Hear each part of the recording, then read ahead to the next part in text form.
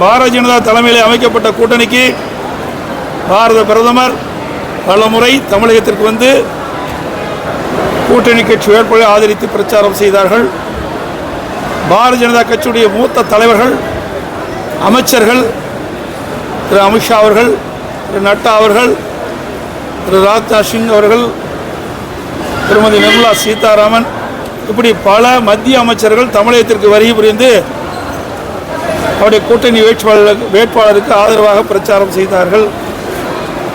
இன்றைக்கு பாரத பிரதமர் அவர்கள் கோவையில் கூட இன்றைக்கி ரோட் ஷோ நடத்தினாங்க, சென்னையில் ரோட் ஷோ நடத்தினாங்க, திரு அமித்ஷா அவர் ரோட் ஷோ நடத்தினாங்க, மதுரையில் நட்டா அவர் ரோட் ஷோ நடத்தினாங்க. இப்படி அவர்கள் தமிழகத்திலே முகாமிட்டு மத்தியிலும் மாநிலத்தில் இருக்கின்ற அமைச்சர் பெருமக்கள்லாம் இங்கே தமிழகத்திலே வந்து நாடாளுமன்ற தேர்தலில் பிரச்சாரம் மேற்கொண்டார்கள். ஆனால் அனைத்து இந்திய அண்ணா திராவிட முன்னேற்ற கழகத்தில் எங்கள் கூட்டணியில் அங்கம் வகித்த தேமுதிக பொதுச் செயலாளர் திருமதி பிரேமலதா விஜயகாந்த் அவர்கள் எங்களுக்காக பிரச்சாரம் செய்தார்கள்.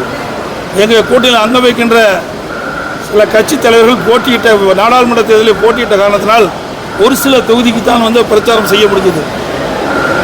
அனைத்து இந்திய அண்ணா திராவிட முன்னேற்ற கழகத்தைச் சேர்ந்த எங்களுடைய கட்சியுடைய மூத்த நிர்வாகிகள் ஆங்காங்கே அந்தந்த 2-3 மாவட்டத்திற்கு அவர்கள் இன்சார்ஜ் மேற்கொண்ட காரணத்தினாலே அங்கங்கே இருக்கின்ற வேட்பாளர்களுக்கு ஆதரவாக பிரச்சாரம் செய்ய முடிஞ்சது.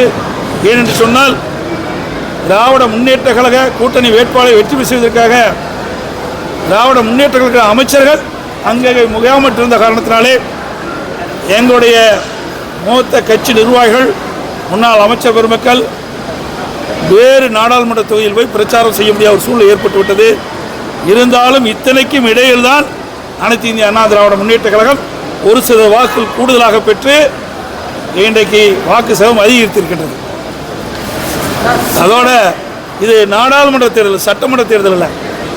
இன்னும் பார்த்தீங்கன்னா 2014 இதே கோவை நாடாளுமன்ற தொகுதியில் திராவிட முன்னேற்ற கழகம் 3வது இடத்துக்கு தான் வந்தது. அனைத்து இந்திய அண்ணா திராவிட முன்னேற்ற கழகம் வெற்றி பெற்றது.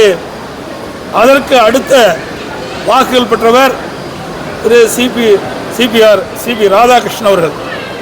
அவர் அதிமுக வேட்பாளரை விட 42,000 வாக்குகள் குறைவாக பெற்று தான் இருந்தார். ஆனால் திராவிட முன்னேற்ற கழகம் சுமார் 2,17,000 வாக்கு தான் பெற்றது, 3வது இடத்தான் தள்ளப்பட்டது. ஆகவே அனைத்து இந்திய அண்ணா திராவிட முன்னேற்ற கழகத்தை பொறுத்த வரைக்கும் இது நாடாளுமன்ற தேர்தல் இல்லை, சட்டமன்ற தேர்தல்.